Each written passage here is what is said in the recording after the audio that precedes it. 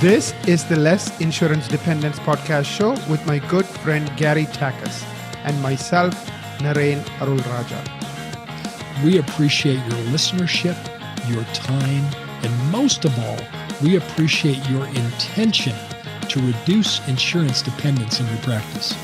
Our goal is to provide information that will help you successfully reduce insurance dependence and convert your practice into a thriving and profitable dental practice that provides you with personal, professional, and financial satisfaction.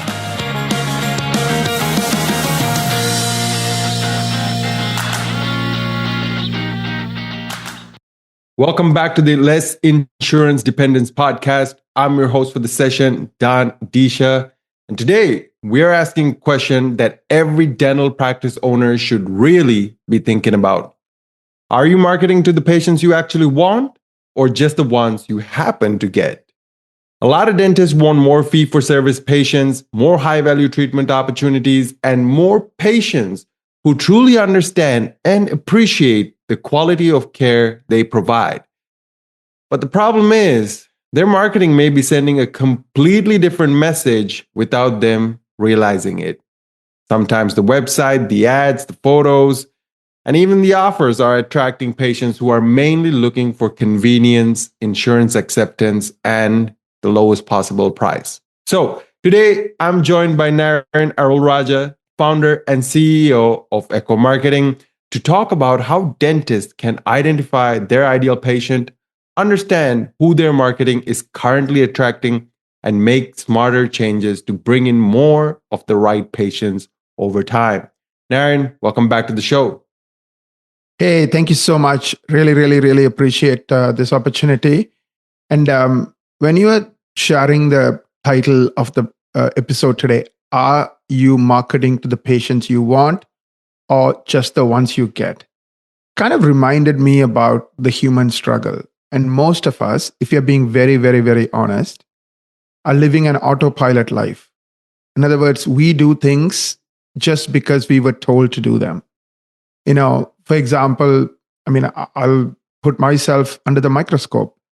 You know, growing up as a child, I would come home with a mark of 70 out of 100. And my mom is like, good job, son, but why don't you try for 80? And these are the things you can do to get an 80. And then I would get an 80, then she would ask for a 90, and then I would get 100. She's like, why can't you get 105? So that was kind of ingrained in me of just doing more. Doesn't matter why I'm doing more. Doesn't matter, is it important? Is it not important? Just doing more, becoming more successful, right? And a lot of times we live a life, one day we wake up and we notice we live a life that's not necessarily our life. That's not necessarily something that we really need or want at this stage of our life. For example, I'm 50 now. All my kids are grown up. So what I need or want at 50 is very different from, perhaps what it should have been, when I was at 25. But unless I proactively go and think about that, and then realign my life to what has changed because of time or whatever else, my life will not change. Because I remember after my mom passed away, I was thinking, like, half of the things I'm doing, why am I doing it? Like, that why was not there. Because we all know this, especially for dads, a huge, invisible, unsaid is, hey, we have to be the providers. So it's all about providing. But when your kids are adults, that's no longer the case. They're on their own, doing their own thing, so you have to really ask the question, am I living an automatic life?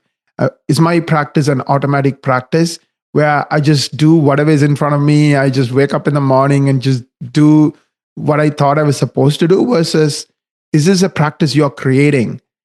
Just like, am I doing the things I want to do is a question all of us should ask. In other words, the way I ask that question is, if I were to die today, am I happy about how I spend the last 24 hours, how I spend the last week, how I spend the last month? If the answer is no, that means I'm not doing the things that I need to do in this phase of my life, right? Same way, are you doing the things you need to do to create the practice of your dreams? Or are you just waking up and doing stuff just because that's what everybody else is doing, or just because that's what seems to work? versus, there's again a favorite story of mine.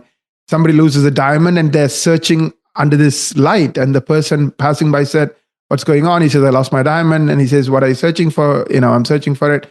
And he says, "Why are you searching here?" "Oh, that's because that's where the light is." Versus, where did you actually drop the diamond? What do you really want?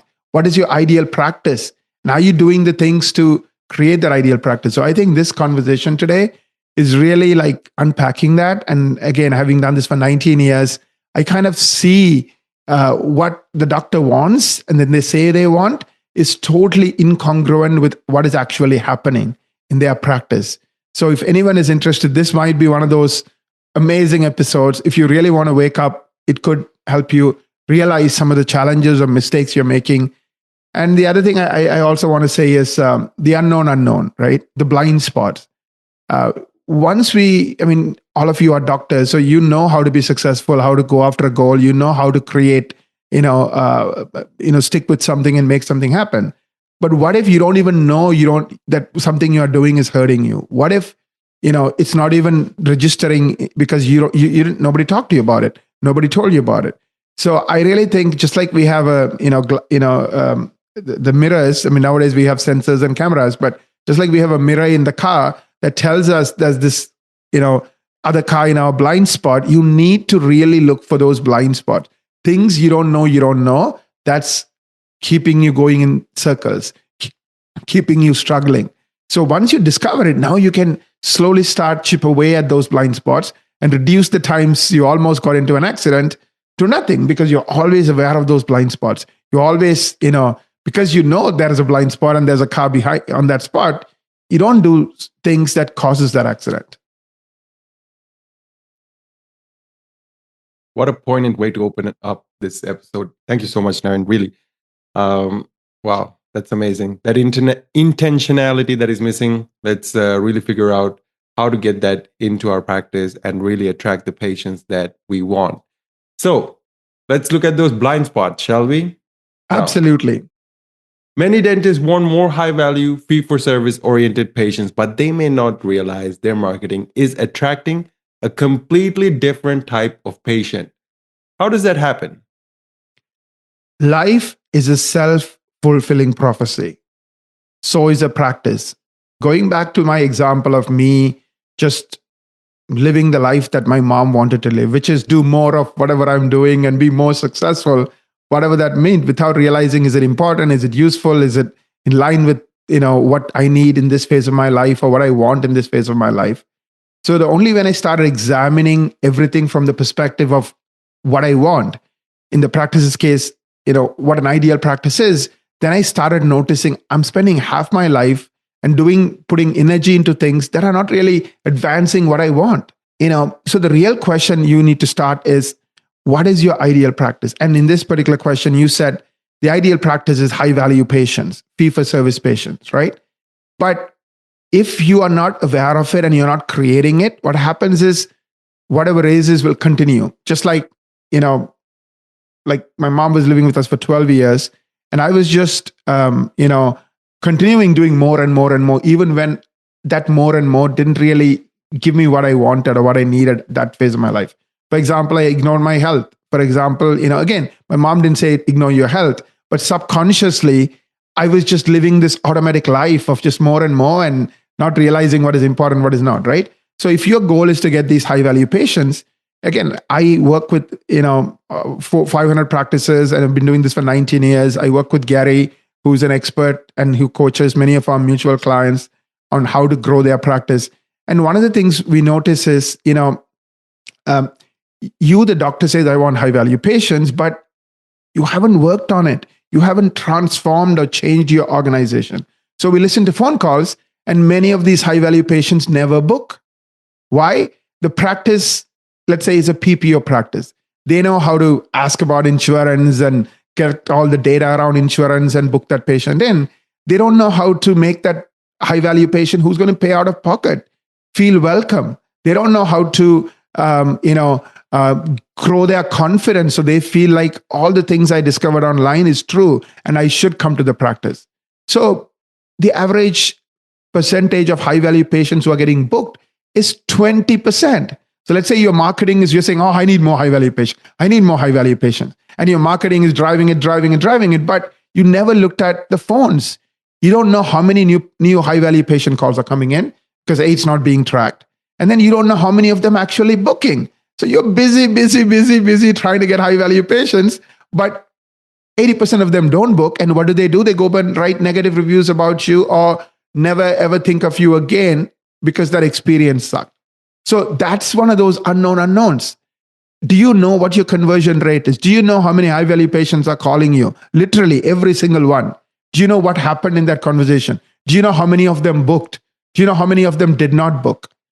And the beauty is we live in 2026. All this can be done today. We live in the world of abundant technology where technology can do anything and everything for us. So, but if you're not aware of it, you're busy trying to get high value patients. It's kind of like saying, busy, I want to do more and more and more, but my health is declining. My relationships are declining. What's the point of that more? It's not getting me what I wanted, right? So one day you have to wake up and look at everything versus your goals, versus your dreams, versus saying, this is my dream, but then do the autopilot things that are not consistent with getting you the dreams. So that's one of the leaks. The second leak is, how do you change a people who are dealing with the question of, is it covered by insurance? All insurance. Let's say you have a practice that is currently dominated by PPO.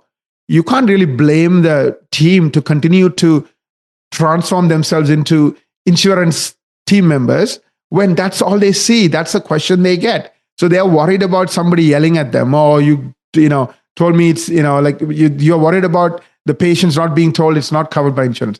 I hear this, like sometimes the patient is calling for some high value service and the team is talking about, oh, it'll cost $2,000, it'll cost $4,000. They're like scaring the patient. Why? Because they're thinking, insurance patient, that's how they're going to react. How much does it cost? Why won't insurance cover it? Etc. etc. So they are like literally scaring the patient. Even the patient who was excited calling, at the end of the call, they're like, oh, should I really do this? Imagine you love your car and you wanted to get the car redone, and instead of getting you into, what an amazing car is going to look like. And, so let's say this is an old, car that you're trying to refurbish. And, instead of talking about that, you talk about, oh, it's going to cost you 100,000 for this or 30,000 for that. The person will get turned off, meaning they're like, oh man, maybe I made a mistake. Maybe I shouldn't go through with this. And the funny thing is the doctors are not aware of it because it's a blind spot. They don't know the conversion rate. They can't listen to these calls. So this repeats itself. So the doctor is busy saying more new patients, especially high value patients. It never happens. If you want to not be a PPO practice, you need to train your team on how to not act like a PPO practice. But if you're not aware of, what's going on the phone or what's being said, what's not being said, then you will recreate the opposite of what you want. In other words, your team is doing the opposite of what you want. An incentive structure, right? Again, I have seen this happen time and again. Doctor says, we need more new patients. We need more new patients. But the team sees new patients as a pain, not an opportunity, not something to benefit from. So it's almost like you hear it in the tone of their voice. They could care less. Actually, they would appreciate if the new patient didn't show up. Just the way they talk, just their tone, how excited or actually lack thereof, right? So you're saying you want new patients. Have you figured out why is the team not aligned with me? Why is the team not, excited about new patients the way I am? Like what is the root cause?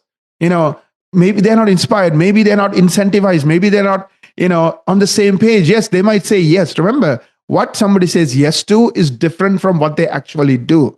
You have to get to the root cause and solve for it so that what comes out of their mouth and what they're saying yes to reflects in how excited they are on the phone, reflects on how dedicated they are in making sure no calls are getting missed. You know what I mean? So those are the things, the unknown unknowns, things that are invisible behind the surface.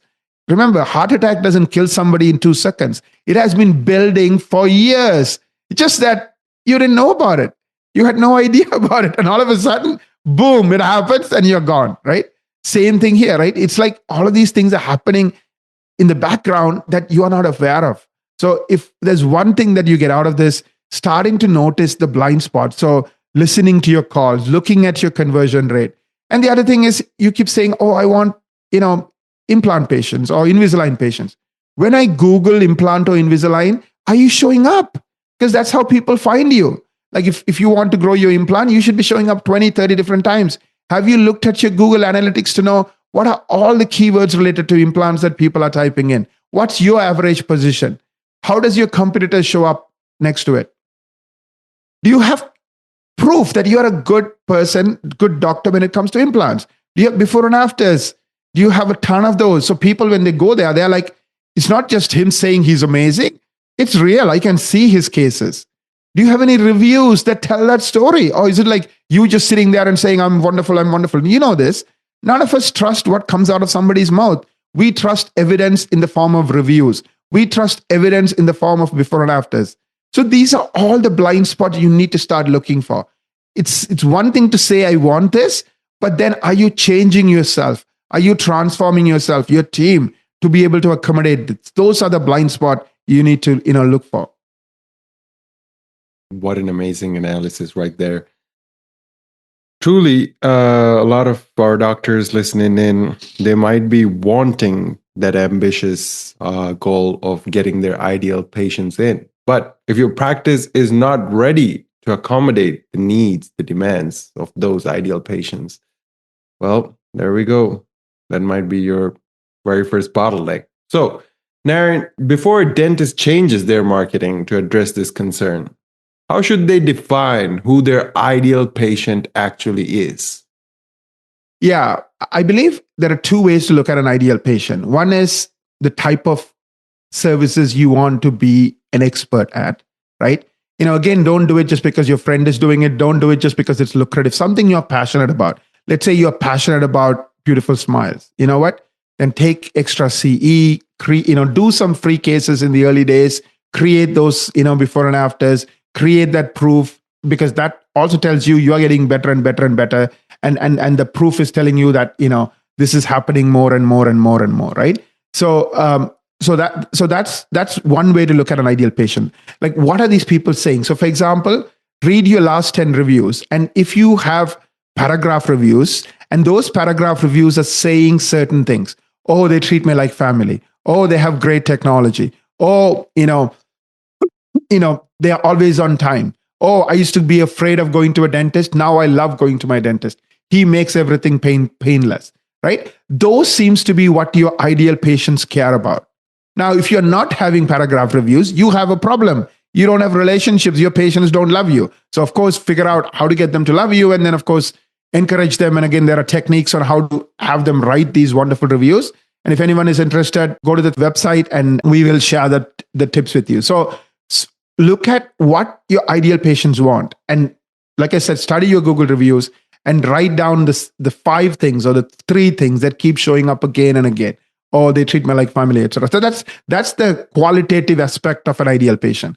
And then the other piece is, who is my ideal patient, right? That's where, implants, veneers, the 3 or 4 things that you love and you're continuing to get better at, not just what everybody else is doing, but what's for you. For some people, it's sedation and, painless dentistry. For other people, it's, treating advanced gum disease and like really preventing, heart attacks and dementia and everything else, and the overall oral health. So whatever you're passionate about, are you showing up? Are people finding you for those things?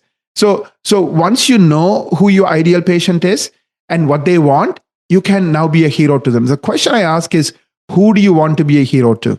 One, on the qualitative side, are we doing the things that my ideal patients care about? Or my ideal patients care about painless dentistry? Or my ideal patients care about, being treated like family, because they have been sick and tired of people who treat them like a number and who don't even know their names, right? So once you know what they care about, are you doing that? Or my ideal patients are looking for these things and we are good at these things. Now we need to make sure people who are looking for those things are finding us by ranking on Google, with the Google reviews, with the cases. Their confidence is growing. So once you know your ideal patients, are we doing the things to make our ideal patients find us, like us, and then finally, once they do dentistry with us, trust us? Amazing. So that's the way we can really dive into who our ideal patient is. Very simple answer. Thank you very much, Naren, for that. Who do you want to be a hero to? Start there. Now, you have found who you want to be a hero to. Now, the next question is, what does it look like to align that marketing message toward the kind of patient who actually values that quality care and not just the lowest cost? That's a great question. And I'm going to talk about it in a bunch of different buckets. The first one is the fundamentals, right? You all, became doctors. I'm sure, you have to do well in your exams. You have to do well in, the labs. You have to make sure your professors don't hate you. Like, there are a lot of things you have to do, which allowed you to become the doctor, that you are today. And you figured those things out, and you worked on them, and whether you agreed with them or not, you did what you need to do, those fundamentals, and you are here today. You are a doctor, right? Same way, there are fundamental things. Like, for example, if you don't know what your conversion rate is, you don't know if you're booking 1 out of 3, or 3 out of 4, meaning 33% or 75% of new patients. You need to know your conversion rate. That should be comprehensive, whether it's a lead coming in or whether it's the phone ringing. The biggest hole that I see is in the phone conversion rate. People have no idea. You need to know what percentage of the calls are getting answered. If you're answering 95% of the calls, wonderful, keep doing it. But many practices are only answering 50% of the calls. So half your patients can't even get through. What do? They go to the next person on Google and call that office, because they don't want to go to an office who doesn't even answer phones during office hours. Why would they, right? That's telling them, these people don't care. So that excitement they had just gets, it's like, that Humpty Dumpty sitting on the wall and being very happy and falling down, and, now it breaks into pieces. It's the same thing. All the work you did in marketing to get them excited, gone, because the phone is not answered, or it's not answered well. So conversion rate, missed call percentages. Do you know these things? Because if you don't know these things, you will continue to have blind spots. You will jump up and down about more new patients. But that may not be where the problem is. So you need to make sure all the things that could go wrong. I've done this for 19 years. Gary has done this for 46 years. You know what the metrics are. You know if they are the right level. Are you converting 75% of your patients? Are you missing less than 5% of your patients? So those are like some of the fundamentals. Now let's flip this from the perspective of, let's say you want to attract ideal patients who happen to want Invisalign, right? Are you showing up for those keywords, on ChatGPT, on Claude, on Google, especially Google Analytics? Why Google Analytics? Because Google gives you this comprehensive dashboard on how people are seeing you on Google Maps, how people are seeing you on Google SEO, Google AI Overview, and AI Mode. So 4 different ways for people to see you. Still, Google is 95% of the way people find you today. It's worth $4.7 trillion, meaning it's the second most valuable company on planet Earth outside of NVIDIA. It is the reason they are is they own the consumer market. Like, they are 20 times bigger than ChatGPT, or 30 times bigger than ChatGPT. So there's Google, and then there's everybody else. So you want to make sure when it comes to the platform that controls 95% of how consumers find you and choose you, you are dominating. You are in the top 5%. Why? The top 5% get all the free benefits, while the other 95% who literally get left behind when it comes to getting the free benefit from Google are only getting customers through very, very expensive ads, or through PPO plans that's even more expensive. So how are you doing on Google for the services you care about, right? Going back to my earlier comment about fundamentals, right? Are you getting 10 or more 5-star reviews? There are paragraph reviews every single month. It's very easy. Go to Google My Business page. You can sort by, recent, and you will see, count. Did I get 10 new reviews in the last 30 days? It'll even say, less than a month, 4 days, 7 days. So you can count everything that says, in days versus, month or 2 months or whatever, right? And if that number is not 10, and if those are not paragraph reviews, you have work to do. Just like, once you start looking at your conversion rate and you're noticing that you're only converting like the average dental practice 1 out of 3, you have work to do. You need a coaching team. And that's where, we provide that, not only the tracking piece, but also the coaching piece. So the fundamentals, once you realize the ideal patient you want to attract, are they finding you? And then go and look at it from the customer's perspective. We talked about Invisalign. Do you have those cases? First, when I type in Invisalign, you're showing up, and assuming you're showing up organically, not through ads, am I going to the right landing page? When I go to the right landing page, do I see the wonderful work you have done over the last 10 years, the beautiful smiles you have created? And do you have at least, half a dozen of them, ideally with full face after pictures? Why? When you do close-ups, people don't appreciate it. Imagine, you want to sell a wonderful restored car that you have worked on. Yeah, you can show them the engine and talk about all the technical details. The 3% of the people who know engines will appreciate it. But what about the 97%? You want to show that beautiful car driving down a wonderful curving mountainous road, and you take a video and you put it. This is the work we do.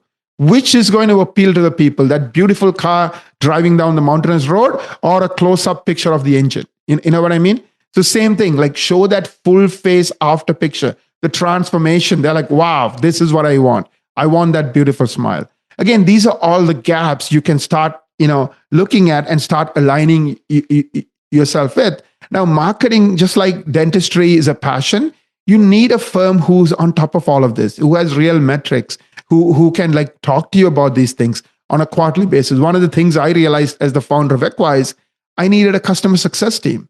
I needed a team that can constantly look at, if these gaps are there, and slowly but surely help our clients improve. We realized we needed to do new patient coaching, because sometimes we can fix everything on the outside, but if the inside is not fixed, like 1 out of 3 people are booking, there's no Google reviews showing up, there's no beautiful pictures in the landing pages. Like, the other stuff is getting wasted. It's like a leak in the bucket, right? You're not doing the things. In other words, it's kind of like me just doing more and more versus doing more and more of health, more and more of relationships, more and more of purpose. So getting into that nuances of what do I want, and then doing those things, is where the gap is. So I enjoy this. I love this. And I know I built a team of 300 people who love, noticing these things, fixing these things, helping people, whether it's on their own or with our help, transform these things. But that's where the magic is. It's not in just doing the same old thing you did yesterday more and more. That didn't work yesterday. It won't work today. Just have to find out where the blind spots are. You have to find out and start leaning into those things. Appreciate that, Naren. And truly looking at it from a customer's perspective is a game changer. It's not easy to do because you will be always in your head from your perspective, but that's the step you got to make to ensure that you are visible to your ideal clients. Now, how can a dentist audit their current marketing to really understand who it is really attracting? Absolutely. I'll give you a list. Please write this down, or, take some notes. If you want, we'll make it into a graphic and we'll put it on the website. So hopefully you can grab that graphic. Number one, you want to know your call conversion rate. Why? Because it'll tell you an underlying problem. If you are good at, rolling the red carpet, let's say for ideal patients, your call conversion rate would be very, very high. Why? Because you're so good at building rapport. You're so good at, getting that patient to love your practice, and you have been on top of it. So know your call conversion rate. And if it's anything less than 70, 80%, go in, listen to those calls, especially the ones that did not book. Find out whether it's a system issue. Sometimes patients don't want to wait. Sometimes it's a training issue. The team is not trained. So that's one thing I would lean into. Call conversion rate. If it's less than 70%, dig deep, find the root cause and solve it. And solving sometimes takes weeks and months of consistently looking at it. Just because you look at call conversion rate once and say, oh, I'm going to do this, doesn't mean it's automatically going to happen. You have to check it again next month and the next month. The second thing I would look at is the quantity of reviews, right? Again, a good sign. A healthy practice should at least get 10 or more reviews, and also quality 10 or more reviews. What I mean by quality is they're 5 stars and they're paragraphs, right? Because once you start seeing paragraphs, they treat me like family. I hated going to a dentist. Now I love going here. They make it so painless. They have the best technology. So anything, like, I have never seen a practice that uses technology to really give me the best care like here anywhere else. The teams, know me, my name, Jenny, the hygienist, is such a wonderful person. She's so caring. Actually look forward to seeing her, as opposed to my other doctor visits. I cringe going there, and, the way they talk to me and the way they treat me, so those are the kind of quality reviews. Of course, people won't put down the other side, but they will say glowing things about why they love coming to you. So look at the quantity, minimum 10 every month, and quality of those Google reviews every single month. That's a good indicator. Those things are working. You have a relationship driven practice. You have a practice that's, I want to use the word actualizing, meaning it's getting better at the things that it cares about. If it's wanting to attract new high value patients, you will start noticing, I haven't been to a dentist for so long, and now I come to Dr. Smith, and boom, everything is done because I love coming here. They make me feel at home, and etc. Right? So you start seeing those kind of verbiage and language to reinforce that what you're doing is actually working. If you don't see them, it's a great sign you have holes in your system. In other words, what your mouth is saying you want, which is XYZ, is not consistent what your actions are actually doing. These are all early signals. So I really think that's where I would start. And the other thing is, I would look at the wide end of the funnel. Am I showing up for those keywords organically on ChatGPT, on all the different parts of Google through Google Analytics? A metric I would give you, that's a simple yes or no metric. Am I ranking for 100 or more keywords and phrases or searches that are popular every single month in the top 10 spots of Google? Doesn't matter whether it's Google Maps, Google AI Overview, Google AI Mode, or regular Google search. Am I showing up for 100 or more? Many of our clients, thanks to the popularity of AI, instead of showing for 100, are showing for 150. So lean into that. Lean into what are we doing to really, really show up on Google and do well on Google, right? And if you're not, again, that's a hole you need to fix.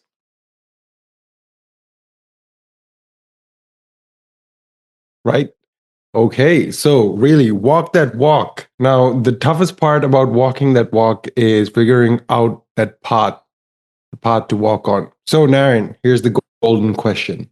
For dentists listening to this and wondering, is my marketing attracting the right patients or not? What should they do first? I mean, again, I'm telling you this from experience. I've done this for 19 years. Everything I said would make sense to dentists because I've heard people say this again and again and again. And anytime somebody sees me, they appreciate me for the wisdom and the ideas I share and how valuable it is. But I also know many of them are just busy with life. They just go back to what they did 2 minutes ago before listening to the podcast. So if there's one thing you can do, I would recommend booking a marketing strategy meeting. And the reason is, this is a lot of work to figure all of this stuff out. It'll take 6 hours, 7 hours, 8 hours. And when you're so distracted by your family, your other commitments in life, your practice, the demands of practice, you won't get to it. Or even if you do get to it, you're not going to spend 6 hours on it. So it really never really gives the impact that I wanted to give from the podcast. So book that marketing strategy meeting. And the link is lessinsurancedependence.com/MSM. So what do we do? It's a $900 value. It's our gift to you. We will spend those 6 hours. We will see how you are showing up on Google. We will see what's happening to your Google reviews. We will see even the fundamentals, the blind spots behind the blind spots. In other words, if you're not showing up for 100 or more keywords, there are blind spots that's causing that. Like, for example, maybe the content you have doesn't meet Google standards. Maybe it's AI generated. Maybe there's a lot of duplicate content, right? Those are the blind spots behind the blind spot. Maybe your NAP, which is name, address, phone number consistency, is not doing too well.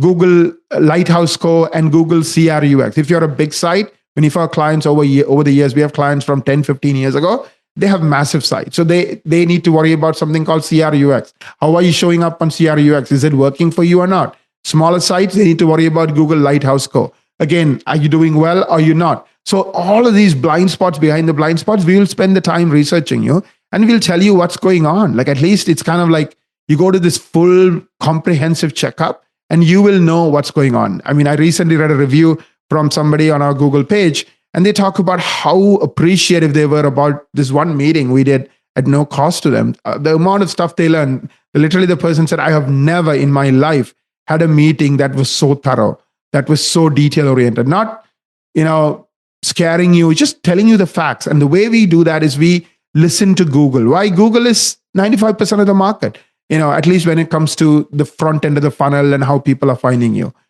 So those are my tips. Book that marketing strategy meeting. Just do that one thing. It'll take you 1 minute. Just book that meeting And I think you will thank me for it. And then now you have a document. We'll send you a document and findings. So even if you do something or not, you can go back and refer to it. It's available to you. And then you can decide what you want to do. And of course, if you really want to transform and do the things you said you want to do, which is, this wonderful practice that's life-changing and it's inspiring, and you want to jump out of bed for, then start dealing with these blind spots. Start dealing with these things that have slowed you down year after year, sometimes even decade after decade, and do something. Why? We can't go back in time and, get the past back. I can't go back in time and, stop all the mistakes and all the time and energy I wasted and all the things I did that I'm not too proud of. But I can look forward, and I can use every minute by asking the question, am I doing the things that's moving me closer to my ideal practice? Or am I doing the thing that's moving me closer to the man I want to be or not? And be specific, it's not just one thing, it's many things. On the personal side, relationships, right? My mom talked to people, everybody loved her. And I remember her funeral and the number of calls and the number of people who came to see me. And it just made me realize I completely ignored that side of my life. Like, I don't know anybody. I don't talk to these people. Why? I'm like, oh, my mom is talking to them, right? I created a list of 200 people, 100 people family and 100 people friends. I mean, I'm, exaggerating, maybe more like 180. And I touch base with some people once a year, some people every month. Why? Because it doesn't matter what they do or don't do. That's important to me. So even just asking the question, what is important to you? And now figuring out how do I go and live those things that are important to me will move you in the right direction. Naren Arulrajah, thank you very much. So take a moment after this episode and look at your website, your Google profile, your ads, your reviews, and your overall message. Ask yourself, what type of patient would this attract? And if you want help answering that question, you can book that complimentary marketing strategy meeting at lessinsurancedependence.com/MSM. I'll repeat that one last time, lessinsurancedependence.com/MSM. Thank you for listening to the Less Insurance Dependence Podcast. I'm your host, Don Adeesha, and we'll see you in the next episode.